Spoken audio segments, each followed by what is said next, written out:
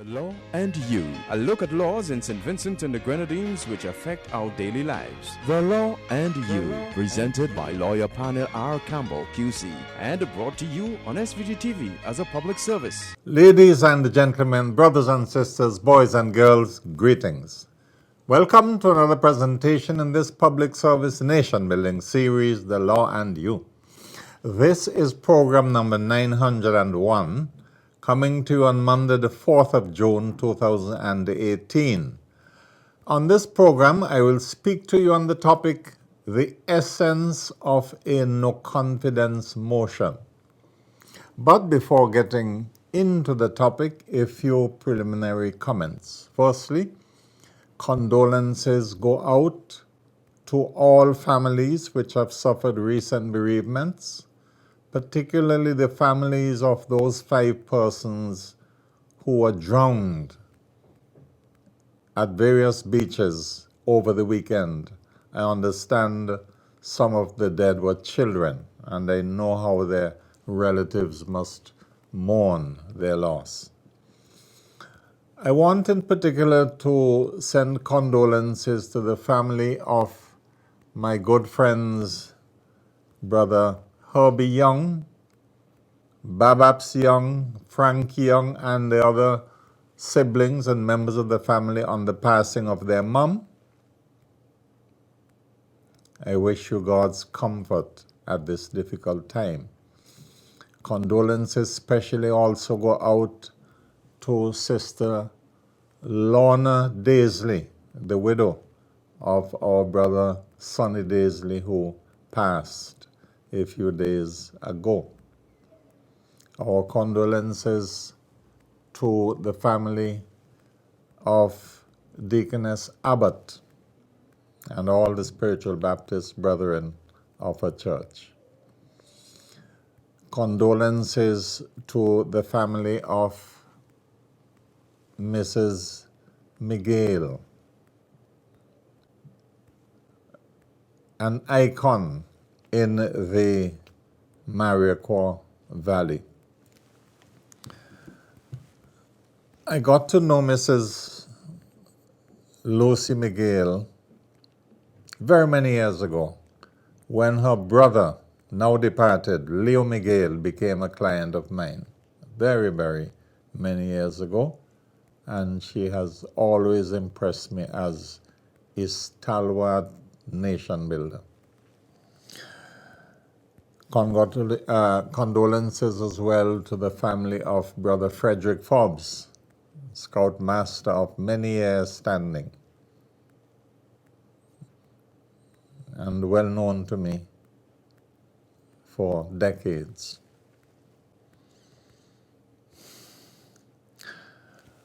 On a happier note, I want to say belated happy birthday, happy 95th birthday to my aunt, Mrs. Emily Ballantyne of Leo. Auntie Emily, we all love you, and it was great to have that bit of a family reunion with you on 2 Saturdays ago, and to see that you are doing well, and we're happy to know that Sandra and Junior and Wilma are together with you in the U at this time, and Sandra and Junior, of course, will have to go back to the United States where they reside, but Sandra is with us all the time, and I wish you all the very, very best. Let us pray for Brother Old George Daniel. He is trying to dance his way into the Guinness Book of Records by dancing for 7 days and 7 nights. Well, I don't know if it's 6 nights, but certainly for 7 days at the Memorial Hall. The brother has accomplished endurance feats beyond any human being in St. Vincent and Grenadines and even in Canada. And I certainly am rooting for him. I hope he will dance his way into the Guinness Book of Records. I am told that persons can go and see him at the Memorial Hall. You're not entitled to touch him, but you can certainly speak to him. And I saw a bit of an interview he gave on SVG-TV, I think it was on Saturday night or Friday night, in which he said the reasons why he is doing that particular feat, and I believe a representative of the Guinness Book of Records is present to witness the accomplishment so that he could be recorded in the Book of Records. Finally, for preliminaries, a very good friend of mine who follows this program quite seriously and is interested in civic matters, he contacted me and asked me to do a special program on the question of Commonwealth citizenship, dealing specifically with sections 26 and 27 of the Constitution of St. Vincent and the Grenadines. So I told the gentleman that such a program would take me 2 nights, and I certainly will bear it in mind when I'm finished my present schedule, because I have programs lined up for the next few weeks.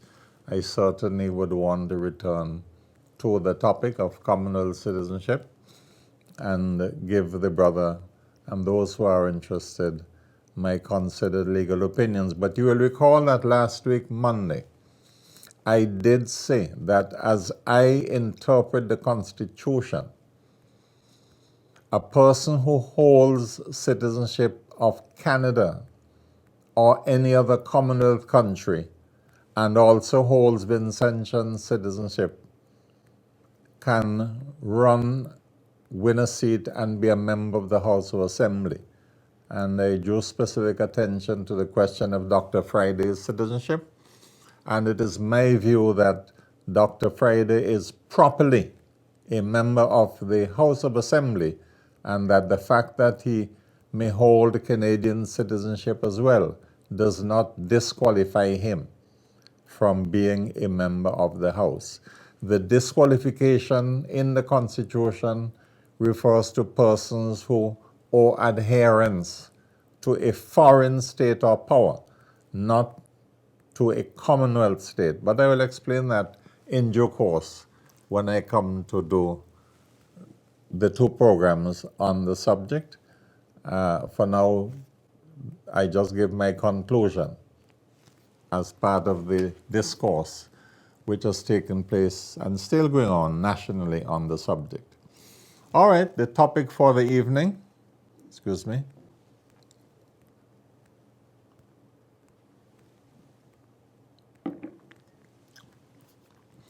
The essence of a no confidence motion. I decided to return to that topic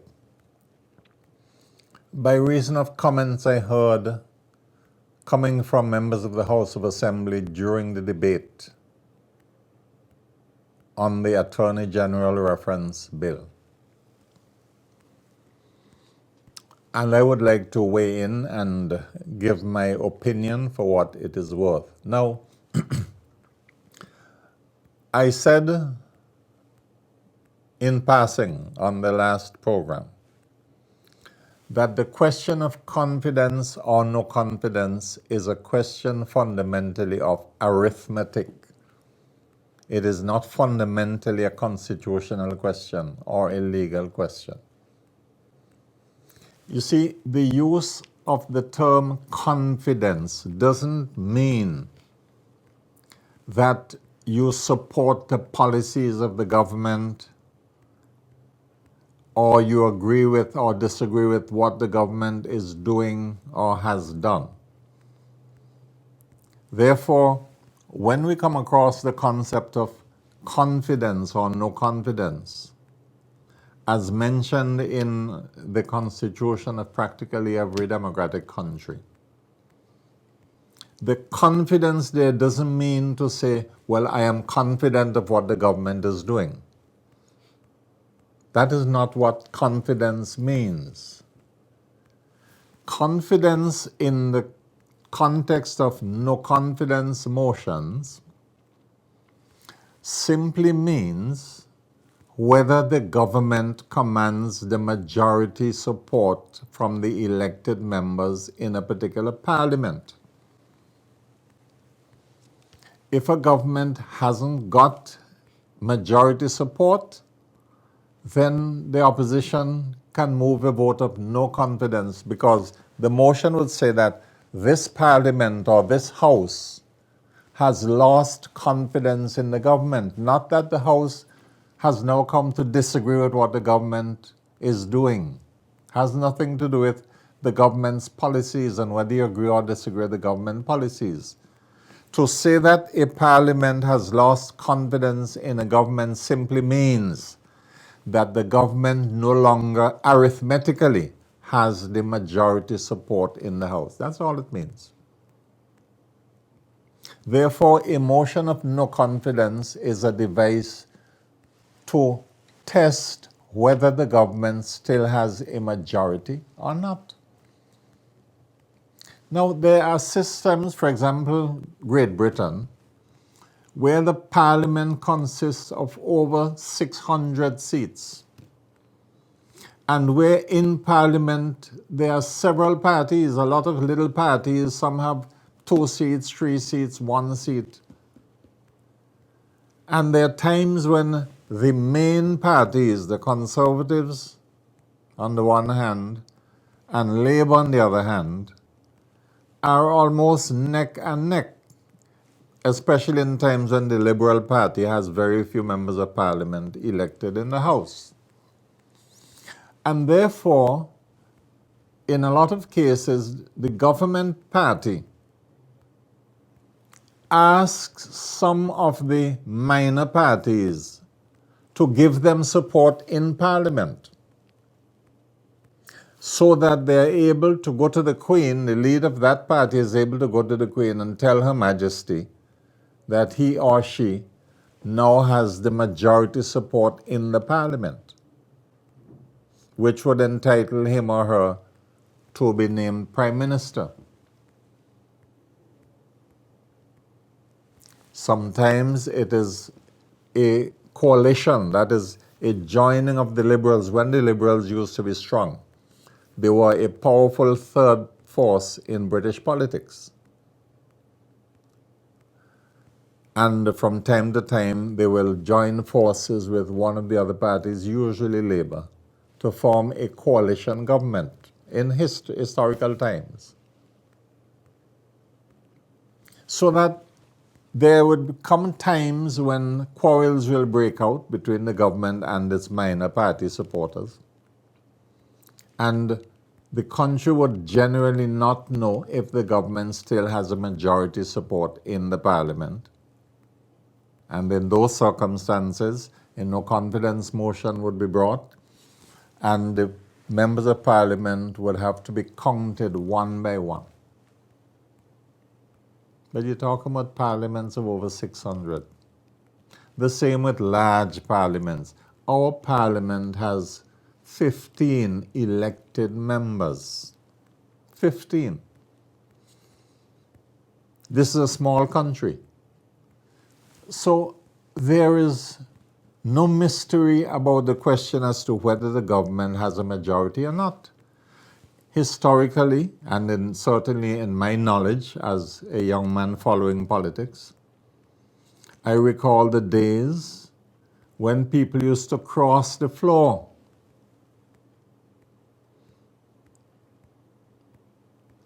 I recall, for example, as recently as 1967, after narrow elections in 66,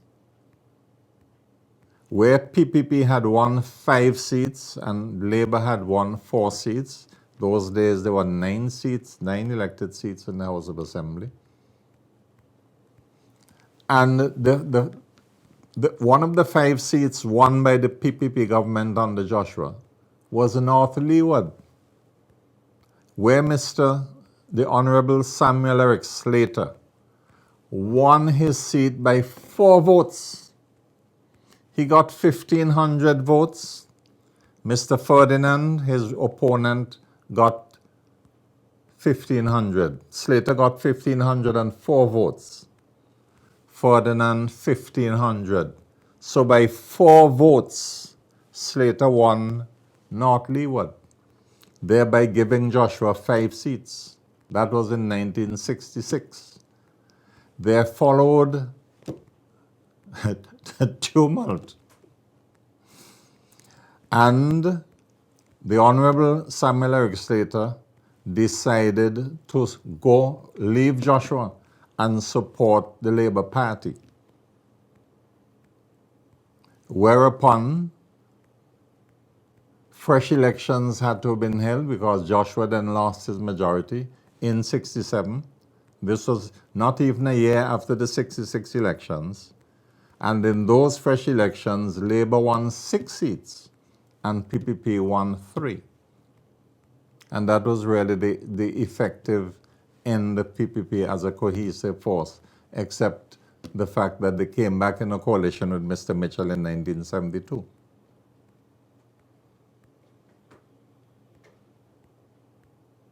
Before that, there were other people who crossed the floor. Cross the floor means you leave one side in Parliament and you go to the other side. Now, interestingly enough, about 3 days ago, news broke that one of the 30 elected members of the Barbados Labour Party just voted into office, decide to cross the floor and go and sit on the opposition side. Reverend Adderley. Now, you recall that, everybody knows that Ms. Motley won all 30 seats in Barbados in the elections of the 24th of May. Well, one of her 30 has left her party. I don't even know if he has left the party, but he has signed a letter to the Governor General saying he's going to sit as an opposition member. That is effectively crossing the floor and going over to the opposition side so that he could be named leader of the opposition and would then have the right to nominate those senators in the House of Senate which had to be nominated by the leader of the opposition. So Ms. Motley has a little headache on her own, but people have categorized Reverend Adderley as a lightweight. But I just brought that in to show you that crossing the floor is nothing new, nothing strange. So if a government is in office with a 1-seat majority, and one of the government side crosses the floor, it would mean that the government no longer has a 1-seat majority. The opposition would then have a 1-seat majority. So let us get now to the question of no confidence. You remember I asked the question whether when the water in a glass is halfway, whether the glass is half full or half empty. The question of confidence or no confidence are merely two sides of the same coin. And in the textbooks, the frequently used word is that of confidence. So when a no confidence motion is brought, it is usually referred to as a motion of confidence. It can also be called a motion of no confidence. It doesn't matter what you call it. What matters is what emerges arithmetically from the debate on that motion. Now, no confidence motions, and I will use the word no confidence motions for those who are not convinced that you could refer to the same thing as a confidence motion. No confidence motions can be broadly classified into two categories. Genuine no confidence motions on the one hand, and tactical no confidence motions on the other hand. Genuine or tactical. A genuine no confidence motion is one that is brought by an opposition that genuinely knows and believes that it now has a majority of the support of the elected members in the House. It is where you know you now have the numbers to bring down the government because you can demonstrate arithmetically that you have more elected members than the government side as a result of somebody changing their allegiance. It happened in St. Kitts a few years ago, where persons resigned from the government, joined forces with the opposition, therefore making the opposition numerically larger than the government. And because the government realized that it was now in a minority, it refused to have a meeting of the parliament called, because you cannot resolve a no confidence situation outside parliament. It is something that has to take place in parliament. And therefore, St. Kitts Nevis was functioning very undemocratically. Government knew it had lost the majority. In other words, the House of Assembly had lost confidence in the government, and the government would not allow a meeting of the House to be called so that the no confidence motion could succeed. And that is why Mr. Eustace came out publicly and sided with the opposition in St. Kitts, and he decried the state of affairs in St. Kitts, where the government was willfully refusing to call the parliament to have the question put because the government knew it would lose. So the motion of no confidence brought by the St. Kitts opposition was a genuine no confidence motion because they knew they had the numbers.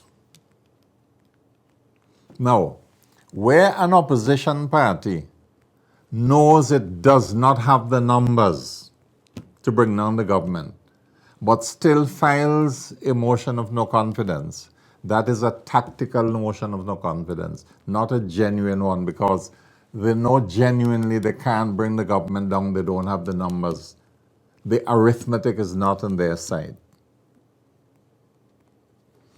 So a tactical no confidence motion is brought for reasons of political tactics, not because the opposition knows it can bring the government down. So that tactical no confidence motions are really meant to accomplish several political purposes: to harass the government, to get the opportunity to draw attention to certain perceived ills in the society, to get the opportunity to criticize government policies and take the government to task. A tactical motion of no confidence, therefore, is not filed, is not tabled with any expectation that the government would fall. It is a tactic, politically. Nothing is wrong with that.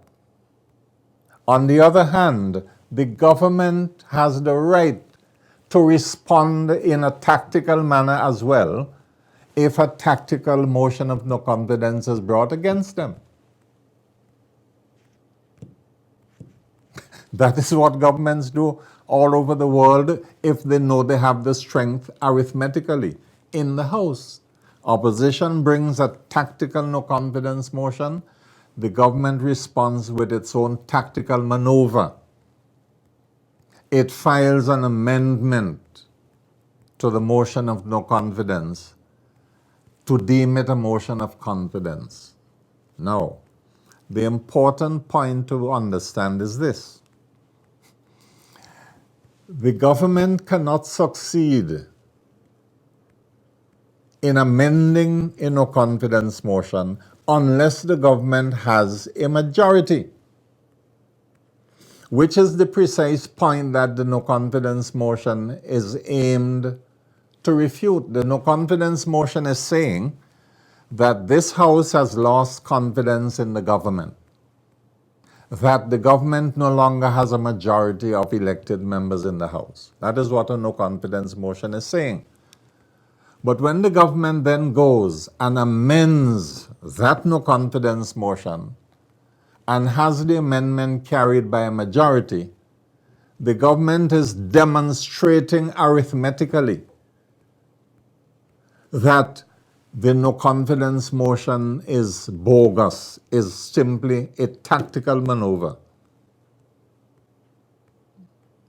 Because if the opposition had the majority of seats on their side,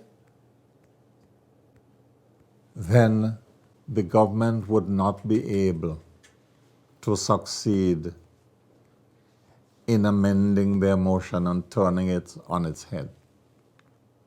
No. It is clear as daylight that any motion brought in the House of Assembly can be amended. Quite clear. There's no rule in the Constitution or in the standing orders which says you cannot amend the no confidence motion. Nothing of the sort. And therefore, if the opposition brings a tactical no confidence motion, the government has a right to use counter tactics politically. The point is important, and I'll tell you why I think it is an important point. And I hope that supporters of the New Democratic Party would listen to me now and understand why. The NDP has now been in opposition for 4 terms. But that will not continue forever and ever, amen, unless Christ comes for the world very soon. There will come a time when the NDP will form the government of this country. It is simply a matter of time. The ULP will not be in power forever and ever, amen, unless the Lord tarries. And NDP had better start to think about how they would fare in government when the time comes that they're in government and the ULP is in opposition. Now, nobody has to tell any Vincentian how effective the ULP can perform as an opposition party. We have seen it in the past. There would be a formidable opposition to NDP. And therefore, NDP has to be careful how they are seen to be encouraging the notion that an opposition has the right to bring a no confidence motion anytime it feels like, whether or not it has majority support in the House of Assembly. So if the opposition persists, if NDP persists in saying that an opposition has the right to bring a no confidence motion and the government cannot amend it, then when NDP gets into government, I say when, because it will happen. When NDP gets into government and ULP is in opposition, ULP would then be able to use that same reasoning, that same argument, and file a motion of no confidence every month. I wouldn't say every Monday morning, as the slang goes. And they would be able to say, when you, NDP, were in opposition, you said you had the right to bring a no confidence motion, whether you had the majority votes or not. And we there, and the government shouldn't amend it. We are now filing no confidence motions after no confidence motion, and you as government should not amend our motion. How you could function like that? So that NDP should take the advice that they ought to bring no confidence motions only when they genuinely believe that somebody from the government is about to cross the floor or has crossed the floor, and they now have a majority. And in January this year, there was certainly no indication that anybody on the government side had decided to leave government and go and sit and vote and support the opposition. So all I'm saying is that when the circumstances so dictate, it is okay to bring a genuine, legitimate motion of no confidence.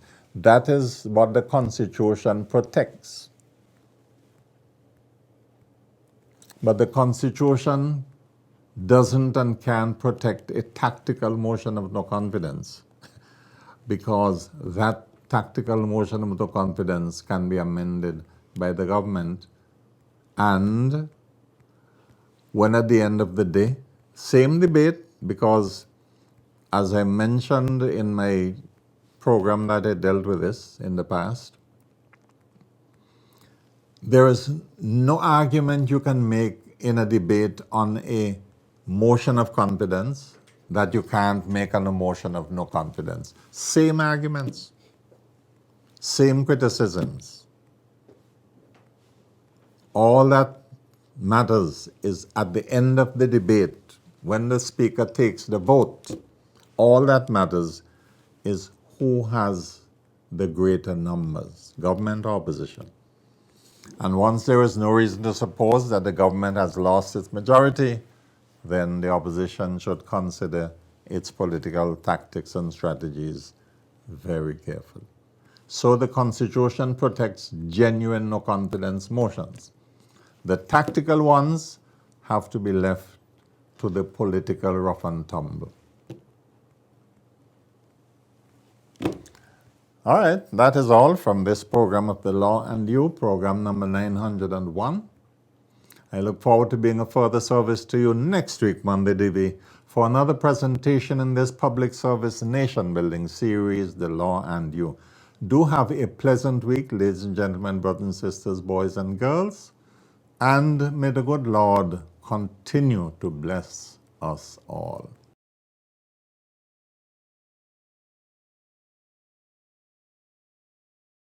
The Law and You, a look at laws in St. Vincent and the Grenadines which affect our daily lives. The Law and You, presented by lawyer panel P.R Campbell QC and brought to you on SVG-TV as a public service.